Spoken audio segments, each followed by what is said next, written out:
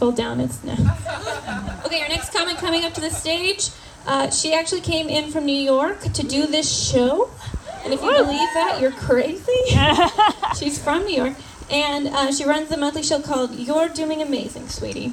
And you can follow her on her Instagram handle at Classic Rock GF. Let us put our hands together for Wanda Noonan. Woo! Keep it going for Stephanie. Woo! Wow, this is such a cute show. You guys all look so easygoing. Would you agree with that assessment? Yeah. Nice. All right, who else works in a male-dominated industry? Woo! Yeah, we get some hands in the air for that. Yeah, no, some of the most fun ones are. I'm an animator, and one of the quirky things about being, the only girl in the office is that I'm just constantly really self-aware of all the girly things I'm doing. Last week my boss walked up to me just holding his laptop out in front of him, and he typed the word babies into Google Images. And he goes, "Aren't they disgusting?" And I was like, "What? Why? Because they shit on themselves?" And he goes, "No, just the way they look. Like their physique. It's grotesque." And in that moment, my woman brain kind of just activated, and I said, "I think it's nice the way they look." Which is so femme, right? After women have done so much to be where we are in the workforce, and I'm just over there getting sentimental about babies, like a narc. But now that I've gotten political with you guys, a personal fact about me is that in the last 9 months alone, I've had to break up with 2 separate people because in both cases they wouldn't initiate hangouts with me, and I had to initiate every hangout. A secretary. Have any of us been there? Yeah. And it was one man and one woman that this happened with, which is nuts, because I identify as someone who's fun to hang out with. What's up with that? Let's see. I have a question for you guys. Have you guys heard of 9/11? Is that a yes? Yeah. Okay, I'm wondering because I'm from New York, and a stereotype we have about people out here is that you guys don't read the news. But it seems like at least 2/3 of you have heard of 9/11, so I would say maybe that's not true. Good on you. I was a child when it happened. I lived in New York, and people are always asking me, what was it like when the towers went down? And it was kind of like you would expect, it was dusty, it was loud, it was scary. But what people don't think to ask about is how annoying it must have been every year after as we approached the anniversary in my homeroom, and there would be that one kid who would be like, "Just want to remind everyone, my dad worked in the towers, and he could have died." He didn't because he was in Chicago on a business trip, but if he'd been there, he would have died in the towers. And, it's we get it. Your dad has a finance job. Cool. And, the other sort of silly thing about growing up in New York post 9/11 is that, every school had, at least one kid whose birthday was forever ruined by 9/11, can you imagine turning 8 years old on September 11th, 2002?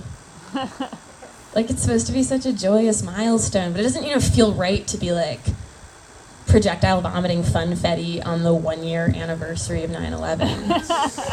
So all those kids with the 9/11 birthday they had to have more, somber parties, and they got to become these tragic heroes in the homeroom. And my problem with that is that, everyone born on September 11th is a Virgo. And Virgos are a little bit boring. I know you guys just started your season, so forgive me for overstepping. I'm a Cancer. We're very emotional. We're dramatic. We love attention. I would have killed at being a tragic 9/11 birthday girl. Right? But that's a timing issue. But yeah, who else here is a Cancer? Nice. Hello. Oh, okay. Sort of a weak showing, but whatever. Do any of you guys friends with Cancers, date Cancers? Yeah? It's a little weak because, I love us. I think Cancers are pretty much the most tragic kind of person there is, right? An example is that my cat died recently. Aww. She was old, her liver stopped, she died. And I'm being flippant about it now, but at the time I was not being flippant. I literally took a bus to the town my mom lives made her drive me 40 minutes in the rain to the house where we used to live so I could break onto those people's property with my cat's ashes and like scatter them in a field she used to love. Yeah, and then I made my mom wait in the car while I pretty much performed an entire funeral that included at least one song. And I'm not gonna tell you guys what the song is because I am shy. But yeah, when I got back to the car, like the rain had soaked my jeans, so I just took my pants off in the middle of the road, like get in the car, put my naked legs up on the dashboard. And then for the rest of the drive back, I sort of like alternated between forcing my mom to tell me tales from our cat's final days and fishing for compliments on my legs. And she was a really good sport about all that, which like I would say she should be because she's the one who had unprotected sex in October, which will give you a cancer child.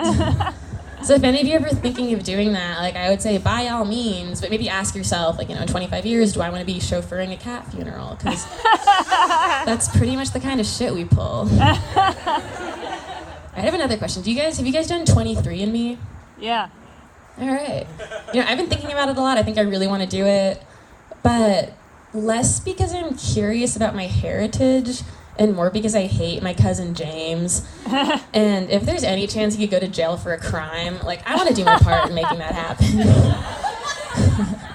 That was a Golden State Killer joke. Close to home. No. What else? I was talking to my dad on the phone the other day, and I was like, what are you doing this weekend? It turns out that tomorrow he's going to wake up at 5 a.m. so that he and his girlfriend can drive to a folk festival that she's been going to every summer since she was 17. And one day pass is $300, but he's going to get there at 6 a.m. so we can get early bird parking and get on the list to volunteer, which means that you dress up as a folk person for a reduced day pass of $150. So anyway, it's a lot of details, but I just think all that goes to show that, all the people who say white people don't have a culture might be right. It's chilling. What else? I hate that we're not talking about astrology anymore, so I'm going to go back to that. So we have 3 Cancers in the crowd. Who's a Gemini? Nice. Yeah, I see your face. You guys, you probably get bullied a lot, right? I'm not here to do that, but I know everyone hates Geminis. But, okay, do you want to know... Because this is about me. Do you want to know what's worse than getting bullied for your sun sign? It's getting bullied for your Myers-Briggs type. Yeah, has that ever happened to any of you? It's hard. Pretty much the only boyfriend I ever had, very early into the relationship, he asked me what my Myers-Briggs type was. And I was like, I'm an ENFP.